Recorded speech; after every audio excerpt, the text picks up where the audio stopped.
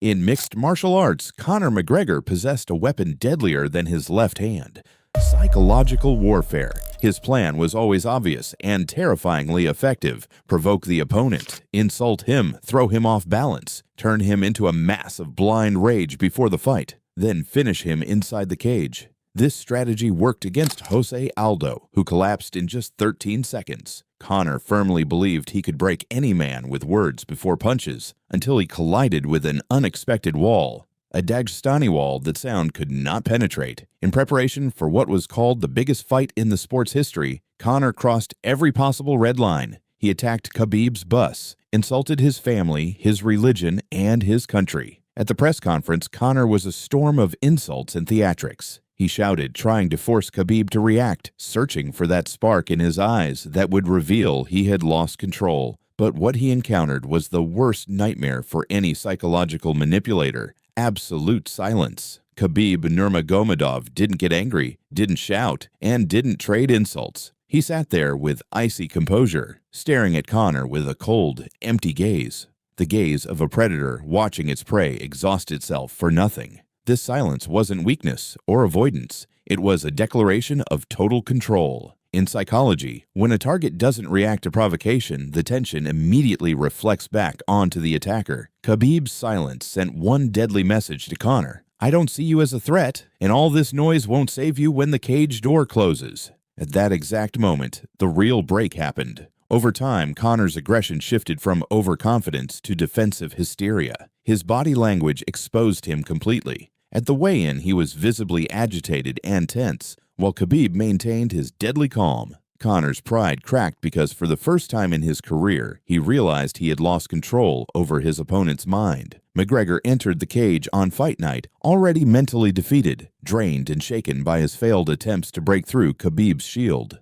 The brutal fight the world later witnessed was merely a consequence. Khabib had already knocked Conor out psychologically before throwing a single punch. Conor entered his rivalry with Khabib, believing history would repeat itself. His strategy wasn't just fighting, it was character assassination. To Conor, words were bullets, and press conferences were execution grounds. But his fatal strategic error was assuming fear has only one face: anger. He believed that if he insulted Khabib, the latter would lose control and charge recklessly. Instead, the opposite happened. Khabib didn't even grant him the dignity of a reaction. At that press conference, we saw Conor's narcissism collide with Khabib's stoicism. Conor used all his weapons: mockery, shouting, even flaunting wealth. In contrast, Khabib's silence was a passive weapon. Combat psychology tells us that when you attack someone with full force and get no reaction, your subconscious begins to ask, why isn't he afraid of me? That question marks the beginning of psychological erosion. Khabib's silence transformed Conor from a predator into a clown trying to sell a show no one believed anymore, not even himself. The public thought Conor's attack on the bus was a sign of strength,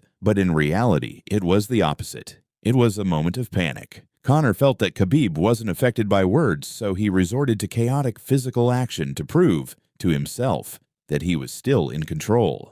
Khabib's response was simple and chilling: send me the location. He didn't call the police, didn't shout, didn't threaten on Twitter. That kind of calm, practical response shattered Conor's nerves because he realized he was facing a man who wasn't fighting for fame or money, but for a mission and a silent vengeance. When we observe body language at the weigh-in, we see Conor forcing excessive movement, hyperactivity, to mask rising cortisol levels, the stress hormone. He was punching, shouting, moving erratically. Khabib, on the other hand, was in a state of still anticipation. Inside the cage before the bell rang, Conor looked at Khabib and swallowed nervously, while Khabib murmured a prayer and stared at him like a man on a mission to cleanse the arena. The pride Conor had built over years evaporated the moment he realized intimidation no longer worked. The fight itself was merely a physical manifestation of what had already happened mentally in the preceding months. Khabib didn't just defeat Conor, he dominated and humbled him, sending a message to anyone relying on hype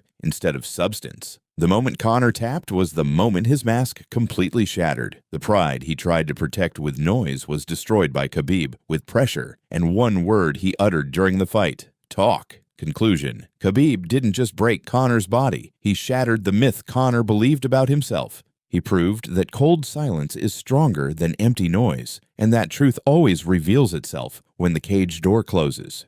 That night, Conor McGregor didn't just lose a belt or a fight, he lost the superpower on which he built his empire, the illusion of psychological superiority. Khabib Nurmagomedov showed the world that noise, no matter how loud, cannot penetrate a fighting creed built on discipline and silence. The lesson of that fight goes beyond sport. It tells us that pride fueled by shouting collapses at the first encounter with raw reality. Conor left the cage carrying a defeat that would follow him forever. Not because Khabib was physically stronger, but because Khabib was the man who refused to play his role in Conor's script, and instead forced him to face a bitter truth. He is just human, standing before a force that does not know fear.